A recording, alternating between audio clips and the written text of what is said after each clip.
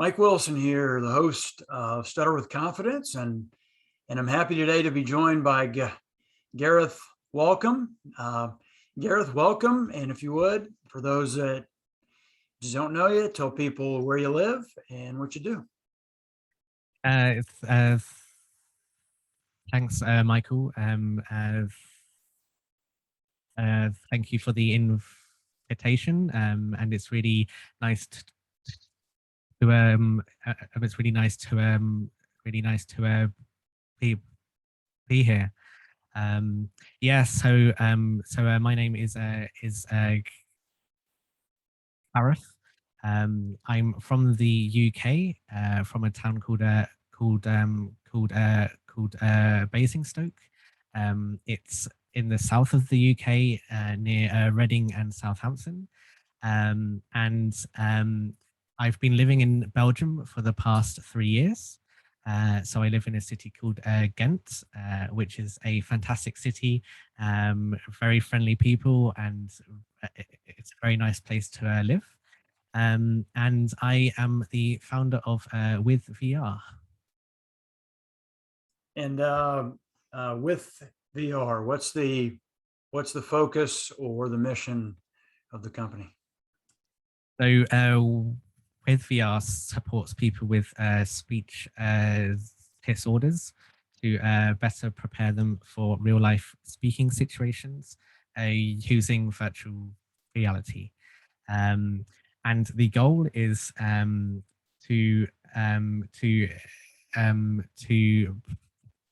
pro- provide people with the tools where they can use their voice, no matter their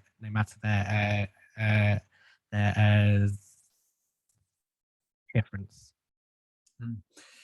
So to give people sort of a practice environment, virtually where they can use, whatever technique or approach that they want to use to sort of step into, well, basically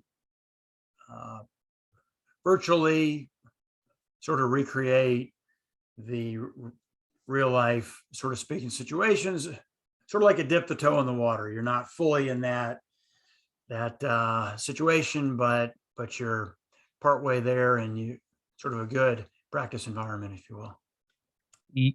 Yeah, so virtual reality, it's it's it's a very interesting type of technology, where we place a virtual reality headset on our head.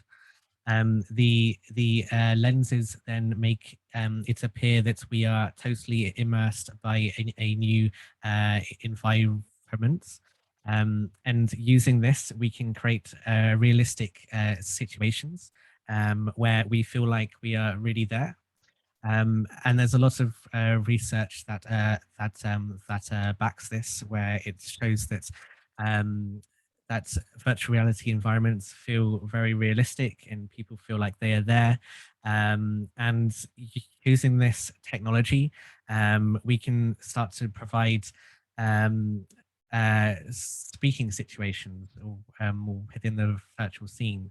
And and a very positive thing about virtual reality is it's totally safe. So you can take the headset off at any time you like. You can change the situation. You can move to a totally different situation. So if you are giving a speech in front of a lot of people, and you start to panic or you start to feel too anxious, you can take off the headset. You can change the scene so you can make it much easier, and you can change to something different. So at one point you could be in a lecture theatre. In the next point you could be on a beach. Using virtuality, the possibilities are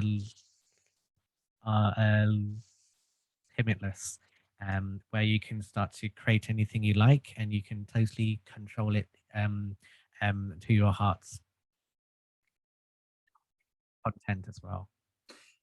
And I can see that, being really useful for like practicing an upcoming speech that you have, where you can, because in history, I mean, usually the mirror was where you might practice that. Or if you're a politician, maybe like, for example, in presidential debates, before they do that, they will get some other people in the room, maybe even recreate the stage situation and have somebody say play their opponent, someone from their camp actually play the opponent in the upcoming debate. So they get that practice in advance. But for most of us sort of, normal folks, it was just, practice it in front of the mirror if you can, if you're lucky.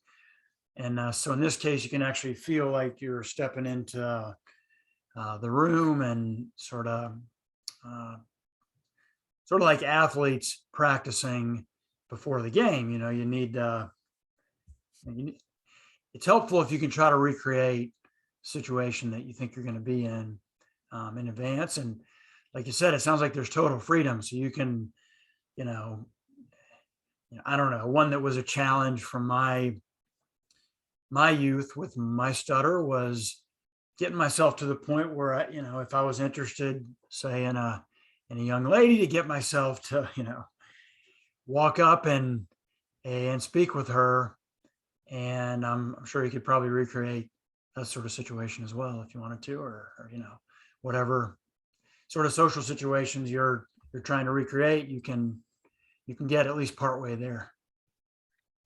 Yeah, so when we practice in private, it's very different to the real thing.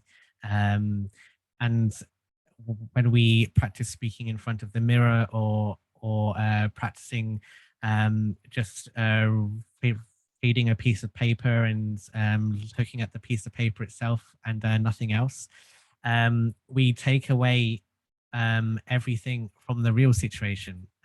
So there's many aspects of the real situation that influence the situation itself, such as if you are in a coffee shop, you don't only have the speaking situation by speaking to a real person, but you also have the pressure of the queue behind you.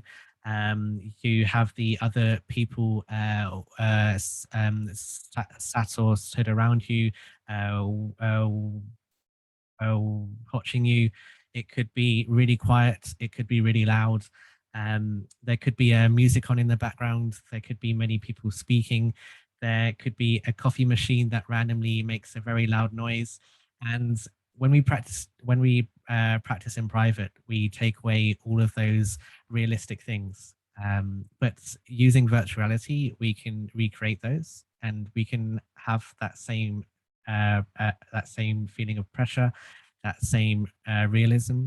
And this can also be used within speech therapy too, because in speech therapy, you often practice the role play, and practicing role play is good, but it's still not quite the real thing, where you are always practicing with your speech therapist, or you are always practicing with the same video that you find online.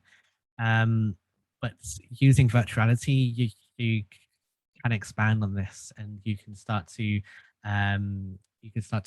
challenge yourself within these speaking situations, work on the speaking goals that you want to work on, and better position yourself for that real thing. That makes sense. Yeah, there's so many different things going on, right? Like you said, when you're in a coffee shop, or when you're,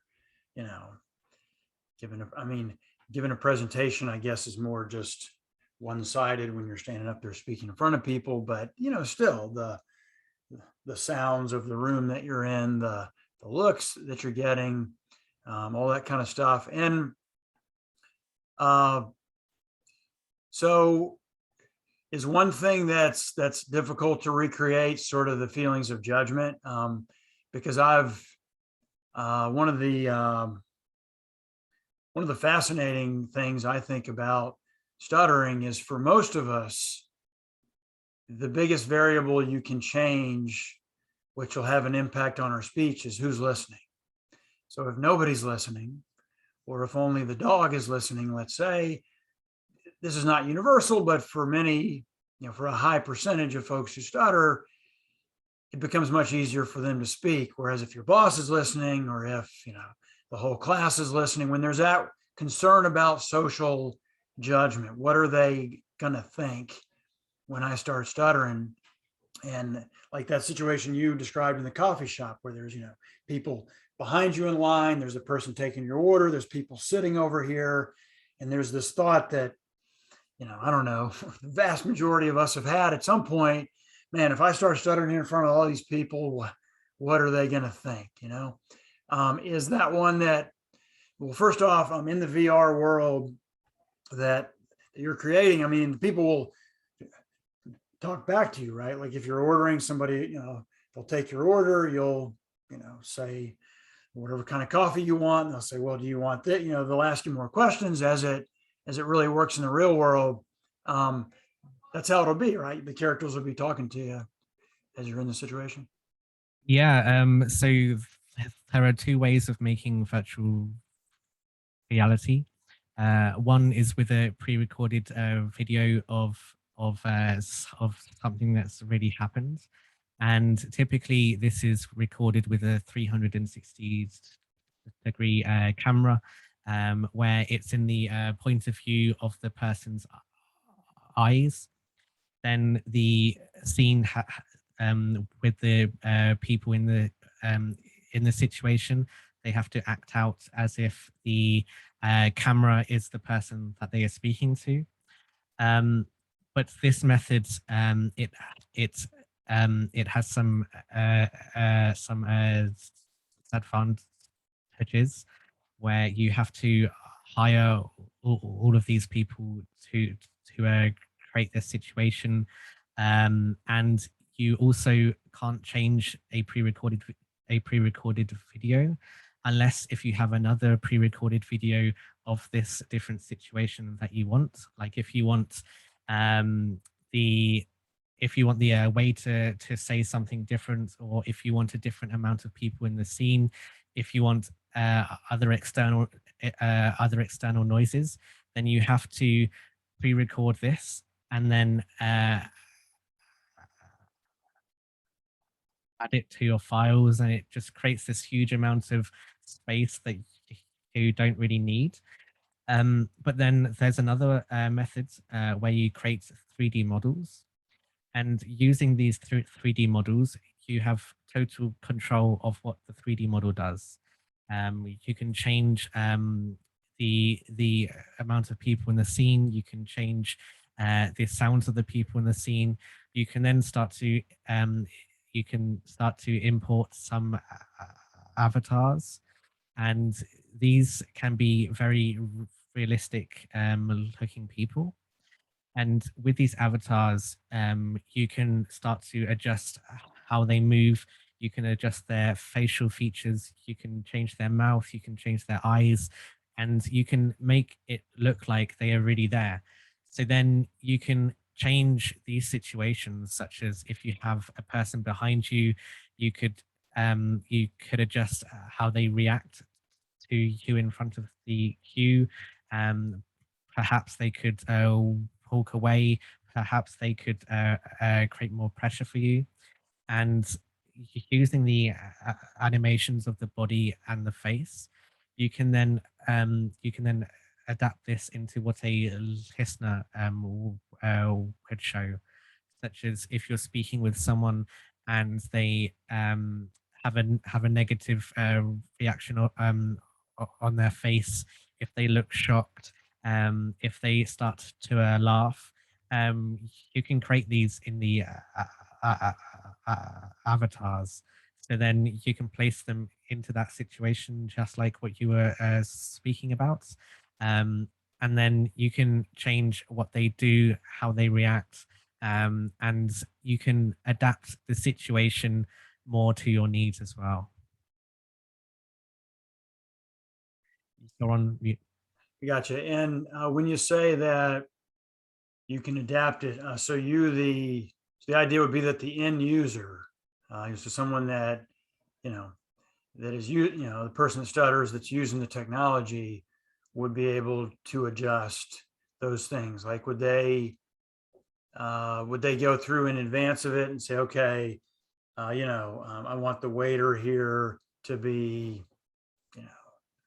sort of rude or nice or whatever the case may be, and then I want somebody over here to be sort of, like that feeling as a person that stutters when you feel people sort of looking, looking over at, well, for those of us that have stuttered openly, when we're hiding it, we might not experience that, but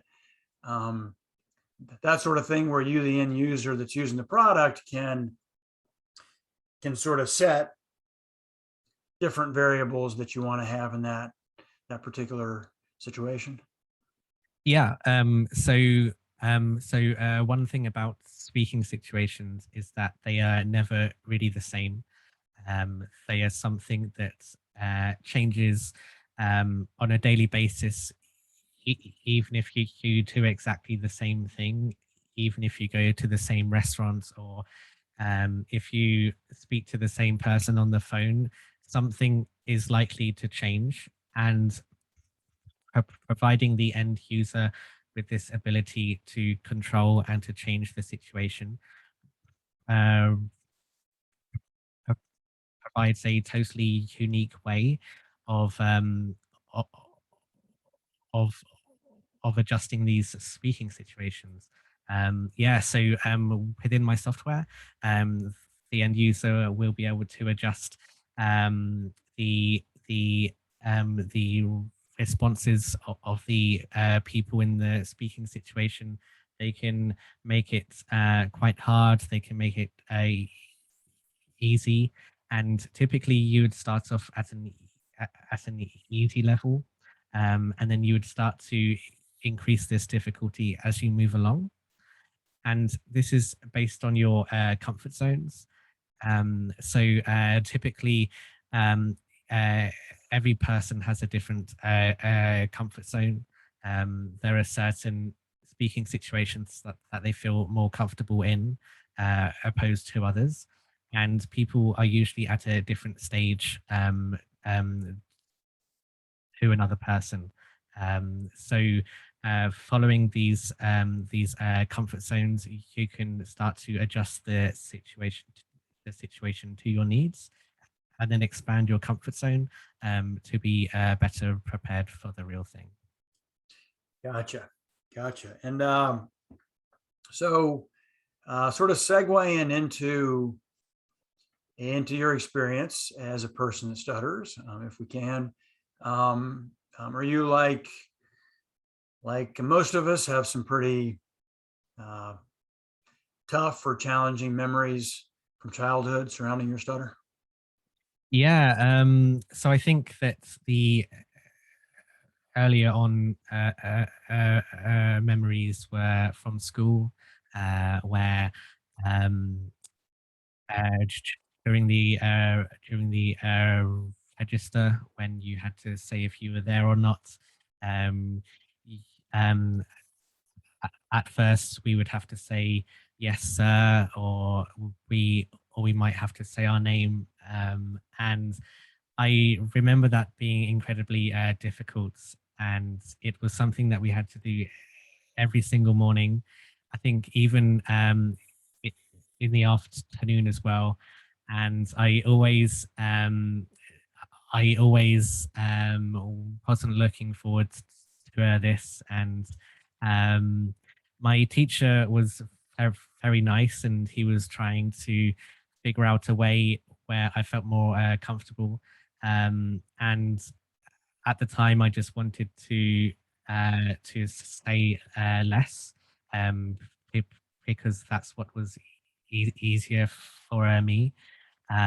So I would start to say less words, such as instead of yes, sir, I would just say yes. but then I would stutter a lot on yes. So then I think we got to a stage where I would just put my hand up, or where he would check if I was there, or skip me on the register. And I always remember that being very tough.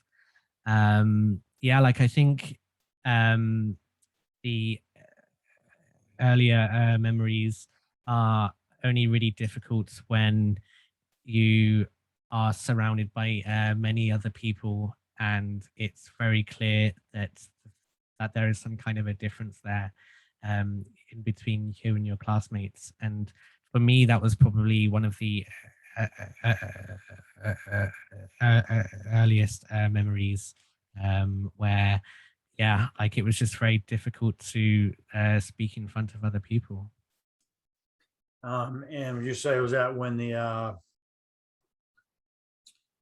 well, did shame and embarrassment, I assume, and sort of that uh, why me sort of thoughts started to become pretty strong in your mind, like with many of us?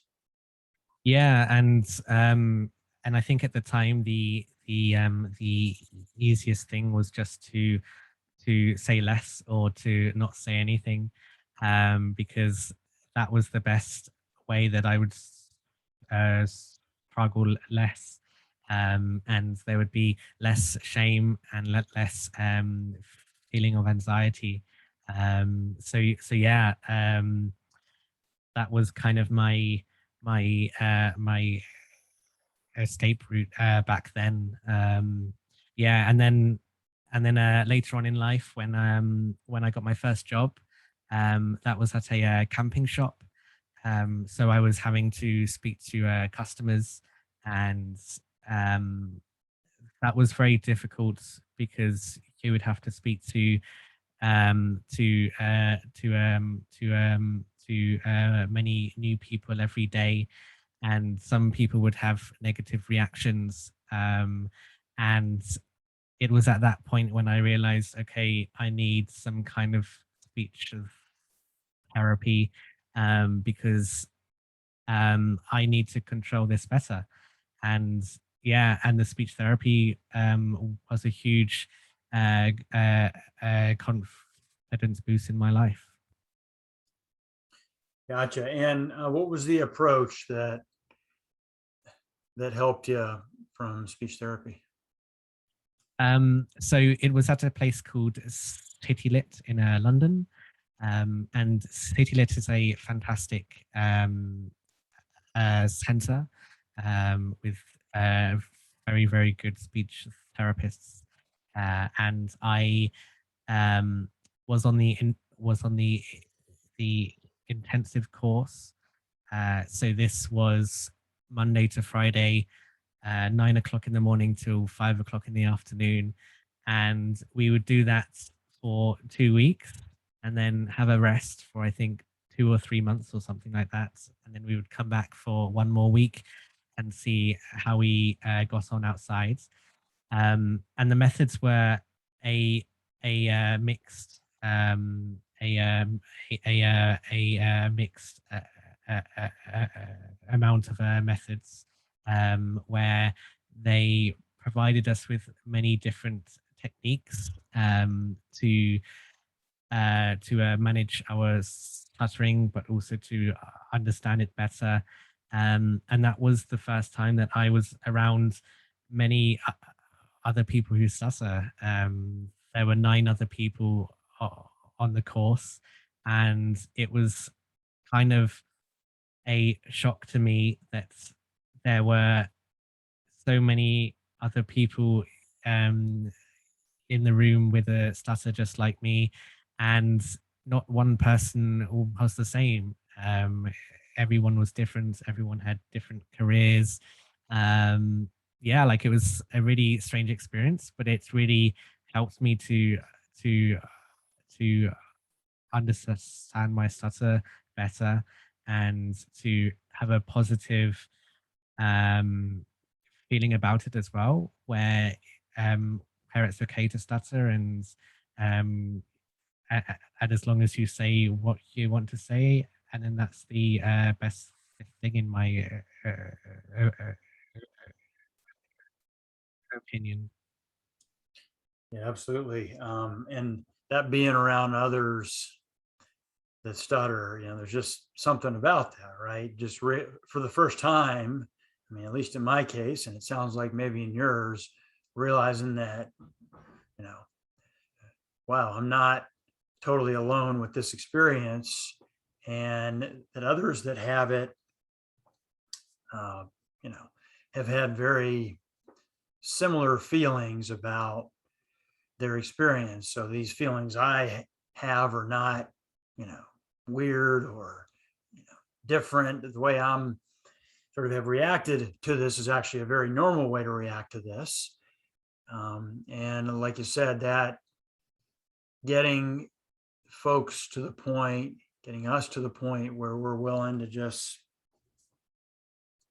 say what we want to say, whether we stutter or not, rather than always running away from it and feeling like, if I'm stuttering, then I'm screwing up in some fundamental way and I should just shut my mouth and not, whatever I have to say is not important enough. It's not important enough to stutter my way through it. I should just shut up, and that's can be so socially isolating to live like that.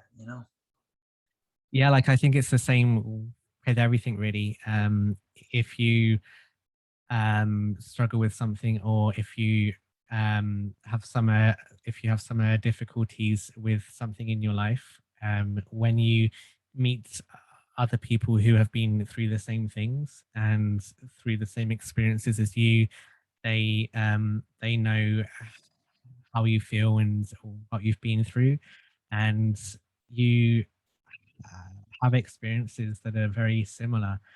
So sharing these things are, I think, a big confidence boost, because you then know that you aren't the only one with this thing.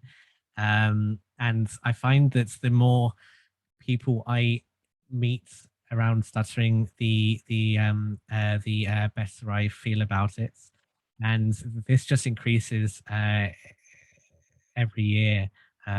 So it started with that speech therapy. Then I went to my first conference in the UK, which was really really nice to meet so many more people who stutter and to also learn about stuttering too. Then to meet people on the pages on Facebook, um, seeing what people are sharing, um, and feeling the same about the same sort of experiences. Then meeting more people from abroad, such as I'm a board member of Stamily.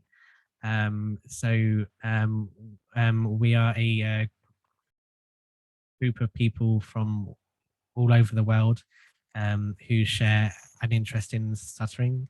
Um, and we don't have to have a stutter.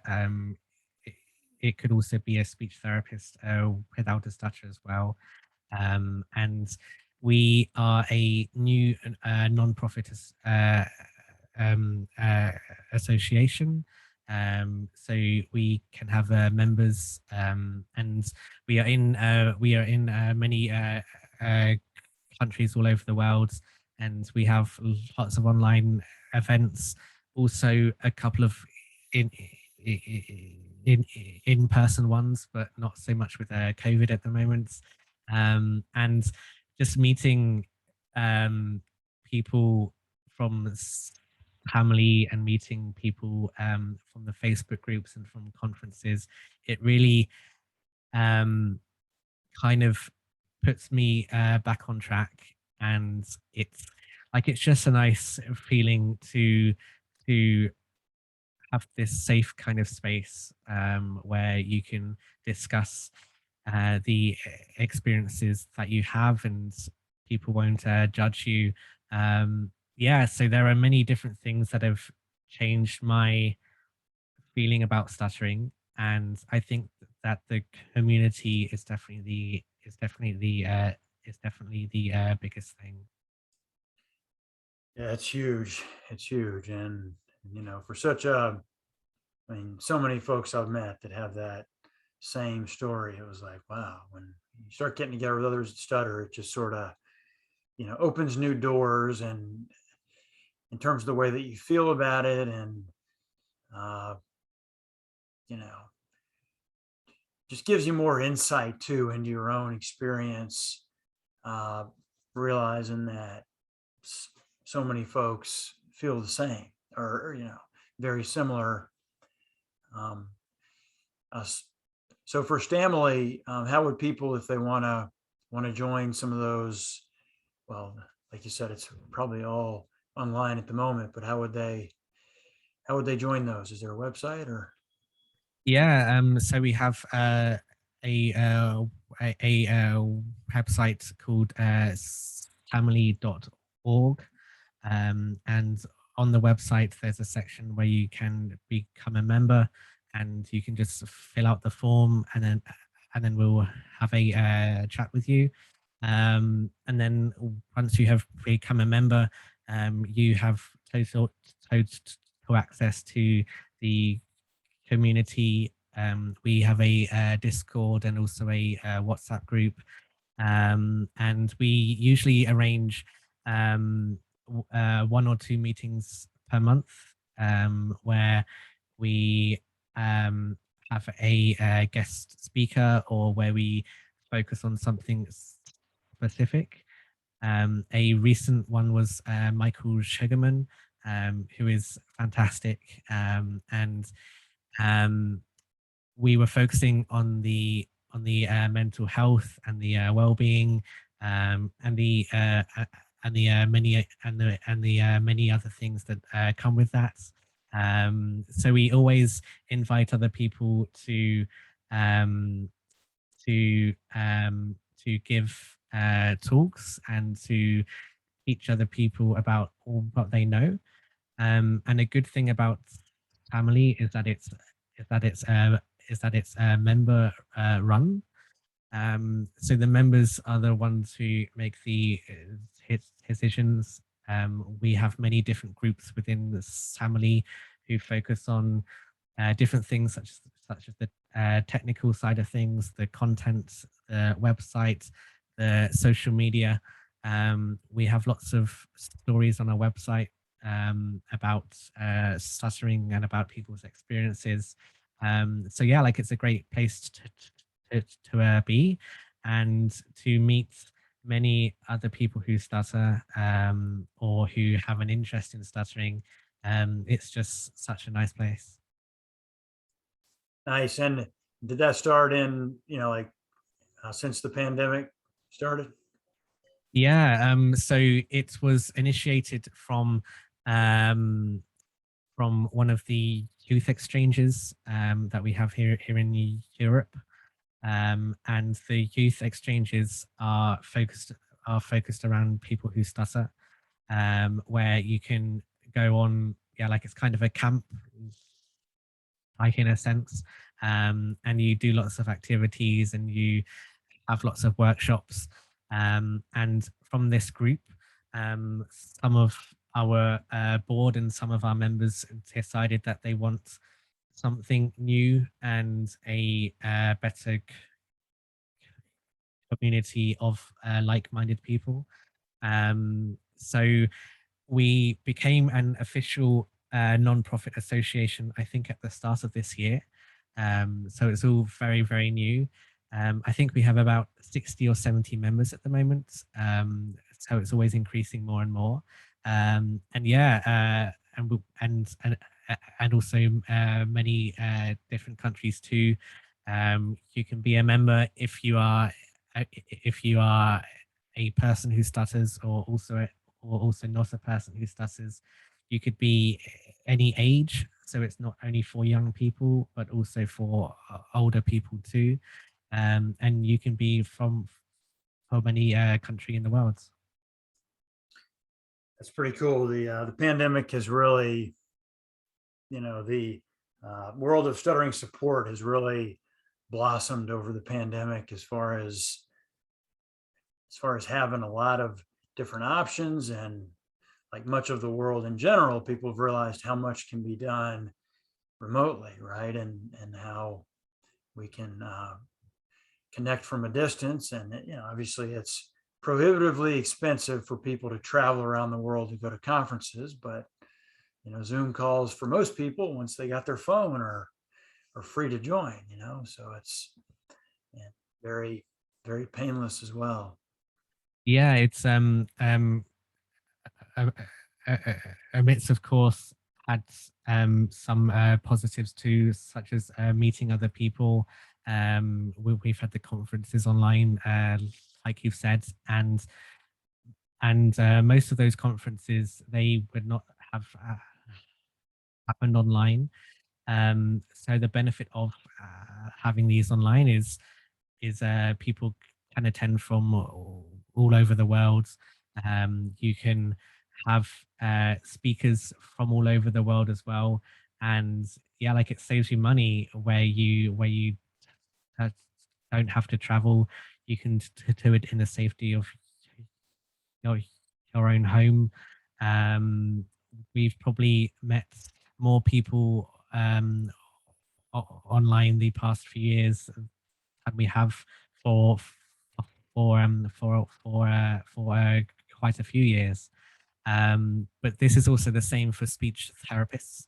So we've had to adapt, but also the speech therapists have had to as well, where most of their speech therapy would be in person, but suddenly they can't give in-person speech therapy anymore. So either they wait or they have to adapt to teletherapy.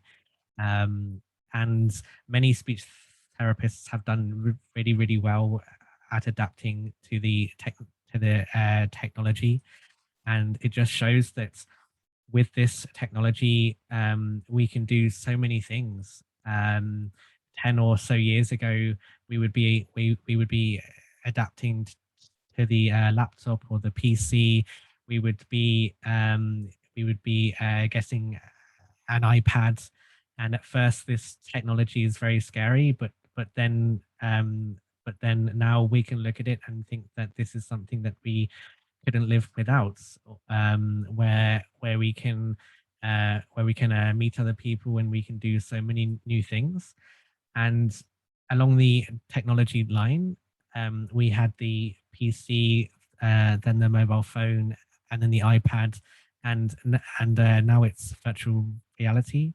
Um, and the predictions and the trends are looking exactly the same, where we are starting to adapt to virtual reality more. So although virtual reality could seem quite scary at first, this will be the norm in about 5 or so years. Yeah, you know, it's a fast changing world, and the VR is certainly exciting, and it'll be interesting to see over those, you said 5 or 10 or even 20, 30, like in our lifetime, you wonder where it's going to end up. A lot of potential there, I think. Yeah, definitely. And you wonder if, well, I don't know. I mean, how much better do you think, for example, with it, this is a Zoom call here that we're doing, and it's like, I mean, we're looking at each other through the computer, but it's like, feels very much like we're sitting in the same room. Now I could just, slide out of the screen and you wouldn't know where I was, and you could do the same thing, but it's definitely, I don't know, it seems to me like 70, 80, 90% of the way towards being in the same room with somebody. Do you think there's room, like how much room for improvement is there, or evolution on this, where we could be like we're actually, well, if one wants to grant that sort of access, where it could actually be like, I'm in the same room with you literally, or that sort of thing. I mean, how much more potential is there with that, do you think? Yeah, so with Zoom and with the video on our laptops or PCs or screens, we are only limited to the field of view of where the screen is. So although we may feel like we are in the same room, the rest of the rest of our field of view is still uh, our room, so it doesn't really feel like we are in the same place. So then the next thing up from that would be virtual reality, where you are fully immersed within the situation itself, and you can feel like you are really there. Um, so virtual reality has quite a few roots. Um, Now there's virtual reality where you are totally surrounded by a new virtual environment. So you don't see the room that you are really in. You then have augmented reality, which is stuff like Pokemon Go, where you overlap the real world with the virtual world. And there are some headsets that exist where you can overlay the space that you are in with something totally new. So then that gives more of a realistic feeling, but you are still withdrawn to that room that you are in. So if you want to teleport yourself somewhere totally new, such as a coffee shop, such as a lecture theatre, such as an interview, then virtual reality is best. But if you want to speak to someone in your room, then also uh, au- augmented reality is good as well. So we take this very small field of view into a totally immersed field of view where we really feel like we are really there. Gotcha. That's interesting. It's interesting. It'll be fun to see where this goes over the years and decades. I suspect it's going to get, you know, most of us would probably be really surprised sitting here today where it's gonna go in our lifetime. You know. Yeah, yeah, and I think that's really exciting. Like if you think back to the first sort of technology that you used as a kid, things have changed so much since then. And in that space of time, just think about how things will change in that extra amount of years. And virtual reality and technology are being used in many different domains. Um, I'm a member of the International Virtual Reality Healthcare Association, which is a group of the leading uh, healthcare companies that are involved in virtual reality, such as the NHS, the NIH, HTC, HP, Stanford University, and also my company withVR. And we are helping each other and sharing the knowledge to steer virtual reality into something that could be really utilized for the healthcare space. So there are people working with other sorts of anxiety disorders, people working with surgery, where the person wears the virtual reality headset while they're in surgery. You can have some special virtual reality headsets where you can swim in a pool. Then wearing the virtual reality headsets, you then think that you are in the sea and you're swimming next to the dolphins and the turtles. So there are many different areas that virtual reality can benefit from, and speech disorders is only one of them. There are so many more. So it's really exciting to see how this technology can be used. And within 5 or so years' time, this is going to be um, this is going to be in most of our homes as well. That's awesome. That's exciting, and I'm looking forward to that. And Gareth, it's I've really enjoyed speaking with you here. We're coming to the end of the time. There any last thoughts or points that we didn't get to that you want to touch on? Yeah, so so at the moment I'm preparing to test my software. So if you have a speech disorder, or if you are a speech therapist or a researcher, then please get in touch. You can test my software and access it through my website. So that's withVR.app. And you can sign on to the trial and see how it works, and the technology that's being used within that. So yeah, the testing is planned to start next month. So feel free to get in touch. And yeah, like, thanks for having me. Uh, I've really enjoyed the chats. Likewise, likewise. So yeah, people can participate and helping to drive this technology and knowledge forward by going to that withVR.app. You said. Yeah, correct. Sounds good. Sounds good. It was great talking with you, Gareth, and we'll talk later, man. Thank you. Thanks, Michael. Bye bye.